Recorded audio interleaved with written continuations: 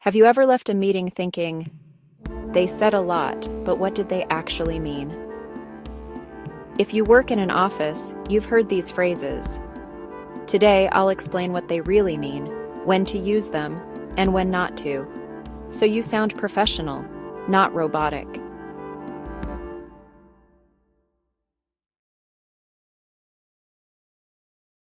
Touch base, meaning to briefly connect or check in, usually informally. How it's used. Used to initiate light follow-ups without pressure. Example. Let's touch base later this week about the proposal. When not to use it. In serious or urgent matters. With someone who prefers direct communication. Instead of a crisis update, this can sound dismissive. Loop you in. Meaning, to include someone in a conversation or email thread. Often signals collaboration or transparency. I'll loop you in with the finance team. If the person already should be involved, it can imply they were previously excluded. 3. Keep me posted. Meaning, provide updates as things progress. How it's used. Delegates responsibility without micromanaging. Example. Keep me posted on client feedback. When not to use it. If you actually expect a specific deadline, be explicit instead. Circle back. Meaning, to return to a topic later. How it's used. Signals postponement without rejection.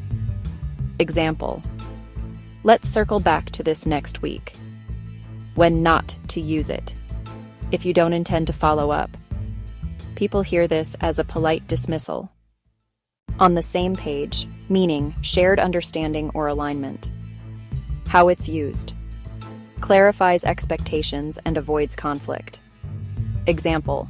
Just to make sure we're on the same page. When not to use it. In a condescending tone. It can sound like questioning someone's competence. 6. Moving forward. Meaning, from now on, this is the new approach. How it's used. Signals a shift or decision. Example. Moving forward, we'll report weekly. When not to use it. When avoiding accountability for past mistakes. Audiences sense deflection instantly. At the end of the day, meaning the core or bottom line point. How it's used. Emphasizes priorities. Example. At the end of the day, customer trust matters most. When not to use it. Overused in leadership speeches. It weakens credibility if repeated too often. For your reference. Meaning, information provided without requiring action. How it's used. Creates clarity and reduces pressure. Example. Attached the report for your reference. When not to use it. When action is required. This causes confusion and delays. As discussed. Meaning, refers to a prior conversation or agreement. How it's used. Creates documentation and accountability. Example. As discussed, the deadline is Friday. When not to use it. If the discussion was informal or unclear. It may sound passive-aggressive. In the meantime. Meaning, what should happen while waiting. How it's used. Bridges gaps between decisions. Example.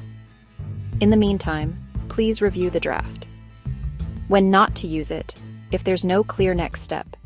It creates uncertainty. These phrases aren't bad, but how and when you use them determines whether you sound confident or vague. If English is your second language, or you just want to sound sharper at work, subscribe.